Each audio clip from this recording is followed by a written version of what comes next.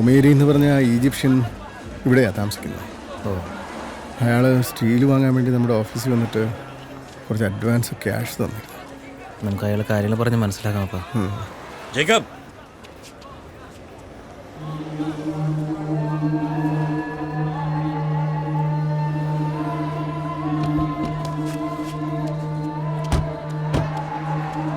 താനെന്താ എന്താ ഫോൺ എടുക്കാത്ത? മുരളി, ഞാൻ നേരിട്ട് വന്ന് സംസാരിക്കാമെന്ന് വിചാരിച്ചിട്ടാണ്. നേരിട്ട് വന്നല്ലോ, സംസാരിക്കടോ. அன்னைக்கே உன்னை கேட்டிருந்தேன், அந்த அஜ்மலா நம்மளா மான். அப்ப நீ என்ன சொன்ன? 100% விஸ்வசிக்க, 100% லைக் அ பிரதர். பிரதர் நல்லா வச்சாலா போனக்கு. இத்தனை வருஷமா இந்த நாட்டில் இருந்துக்கிட்டு பிஸ்னஸ்ல யாரை நம்பணும் யாரை நம்பக்கூடாதுன்னு கூட தெரியாம நீ எல்லாம் என்னத்துக்கடா பிஸ்னஸ் பண்ணிட்டு இருக்க? போட்ட മുരളി, പ്ലീസ് കുറച്ച് മര്യാദയ്ക്ക് സംസാരിക്കണം. என்ன நீ எனக்கு மரியாதை கத்து தரியா? You gonna teach me how to behave? காசு கொடுத்துட்டு பேசுறா. 3.5 மில்லியன் மெடிச்சோண்டு போயிட்டு நீ என்ன மரியாதை படிப்பிக்க பாடா மான கேட்டவனே. മുരളി പ്ലീസ് விடுறா, பேசி விடு. വേണ്ട. Don't create a scene. എത്രയും പെട്ടെന്ന് എന്റെ കാശ് തിരിച്ച് തന്നില്ലെങ്കിൽ നിന്റെ ആ ഗ്യാരണ്ടി ചെക്ക് ഞാൻ പ്രസന്റ് ചെയ്യും. അപ്പുറം നീയും നിന്റെ കുടുംബവും അകത്ത് പോകും. സാവടാ ഉനക്ക് മനസ്സിലായോടാ?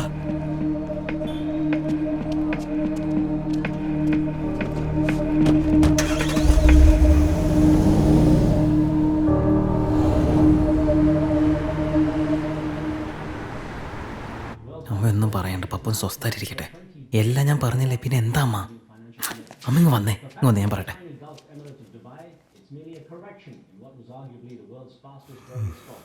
For critics, it's a sign that Dubai overstretched itself and is set to reform.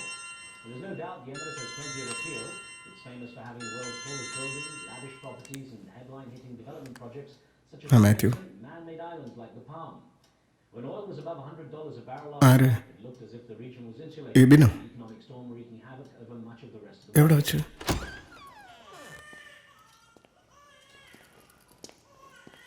Ebin,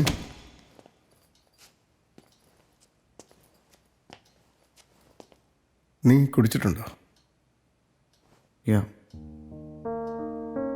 എൻ്റെ ഫ്രണ്ടിൻ്റെ ബർത്ത്ഡേ പാർട്ടി ഉണ്ടായിരുന്നു. Every one was drinking. ഞാൻ ഒരു ബിയർ മാത്രമേ കുടിച്ചുള്ളൂ. കുടിയന്മാർക്ക് കണക്കൊക്കെ. നീ റോഡിൽ കിടന്ന് തല്ലുണ്ടാക്കിയടാ. പപ്പയോട് ആരോ പറഞ്ഞു. ചോദിച്ചതിന് ഉത്തരം പറയടാ. It's not like that. ഒരുത്തൻ എൻ്റെ ഫ്രണ്ടിനെ ഇൻസൾട്ട് ചെയ്തു, ഞാൻ റിയാക്ട് ചെയ്തു. ആദ്യം കൈവച്ചതും അവനാ. എൻ്റെ ഭാഗത്ത് തെറ്റൊന്നുമില്ല. റോട്ടിൽ കിടന്ന് തല്ലുണ്ടാക്കിയിട്ട് ന്യായം പറയുന്നതാ. പണ്ട് ഇതുപോലെ കോളേജിൽ കിടന്ന് തല്ലുണ്ടാക്കിയിട്ട് ഡിസ്മിസലും വാങ്ങിച്ചു വന്നവനാ നീ. ഒന്നിനും കൊള്ളാത്ത തെണ്ടി പിള്ളേരെ പോലെ നടക്കാൻ നാണം ഉണ്ടോടാ നിനക്ക്? പപ്പയ്ക്ക് എന്തെങ്കിലും ഫ്രസ്ട്രേഷൻ ഉണ്ടെങ്കിൽ എൻ്റെ അടുത്ത് വേണ്ട. ആർക്കാടാ ഫ്രസ്ട്രേഷൻ?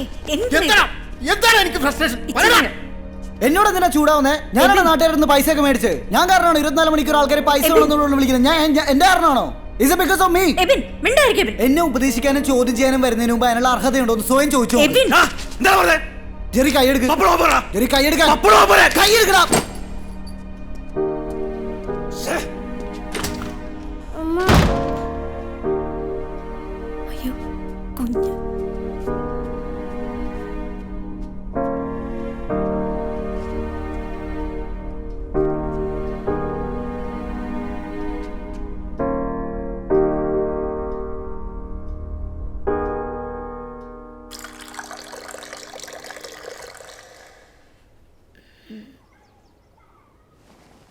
ചായൻ എണീറ്റോ? ഞാൻ പോയി കാപ്പി ഇടാം. ഇന്ന് ഞാനും അടുക്കളയിൽ കയറി.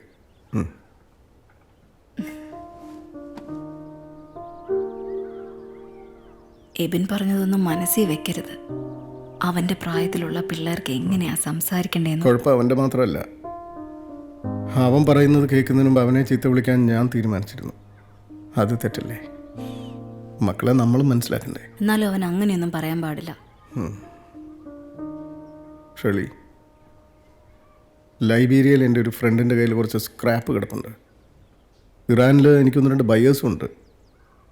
ഇപ്പോൾ ഇങ്ങനെ ഒരു ബിസിനസ് നടന്നാൽ ഒരു വലിയ എമൗണ്ട് ചിലപ്പോൾ നമ്മുടെ കയ്യിൽ വരും. പക്ഷെ ഞാനൊന്ന് ലൈബീരിയ വരെ ട്രാവൽ ചെയ്യേണ്ടി വരും. അതിനൊക്കെയുള്ള ചെലവ് മാത്യു ഹെൽപ്പ് ചെയ്യാമെന്ന് പറഞ്ഞിട്ടുണ്ട്. അങ്ങനെയാണെങ്കിൽ ഇച്ചായും പോയിട്ട് വാ. പക്ഷേ ഈ സമയത്ത് നിന്നെ മക്കളെ ഇവിടെ വിട്ടിട്ട് ഇച്ചായോ, ബിസിനസ്സിലുള്ള ലാഭവും നഷ്ടവും ഒക്കെ കണ്ടു വളർന്ന നല്ല ഉശിരുള്ള അച്ചായത്തിയാണ് ഞാൻ. കടക്കാരെയൊക്കെ ഞാൻ പറഞ്ഞു നിർത്തിക്കോളാം. എൻ്റെ മുമ്പിൽ ഒരുത്തനും വാല് പൊക്കില്ല. ഇച്ചായൻ ധൈര്യമായിട്ട് പോയിട്ട് വാ.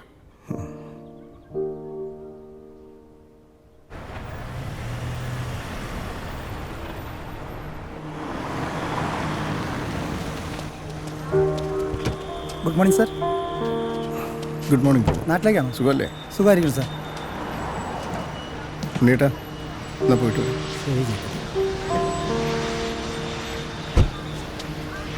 പ്രമോദ് സാർ, അപ്പോൾ വേണ്ട, ഞാൻ കൊടുത്തോളാം. ട്രോളി വേണോ സാർ? ഏയ് വേണ്ട.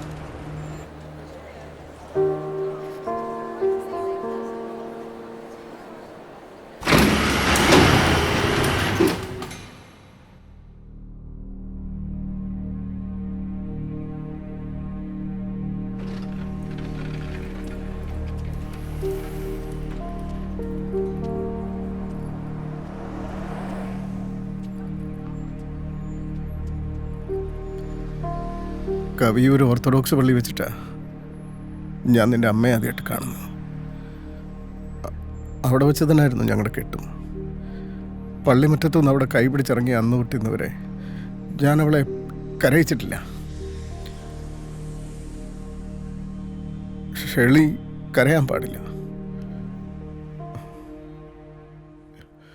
എനിക്കിത് പറയാൻ വേറെ ആരുമില്ല. നോക്കിയേക്കനടാ.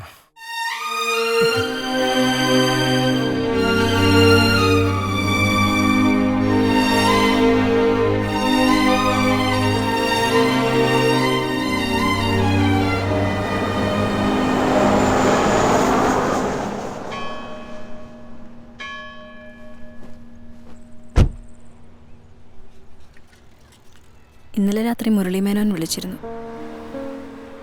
അയാളുടെ ഫുൾ എമൗണ്ട് സെറ്റിൽ ചെയ്തില്ലെങ്കിൽ നമ്മളെല്ലാവരും കോടതി കയറ്റുമെന്നാണ് പറയുന്നത്.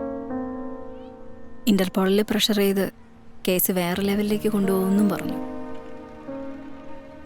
മറ്റു കടക്കാരുടെയും സ്വരം മാറിയിട്ടുണ്ട്.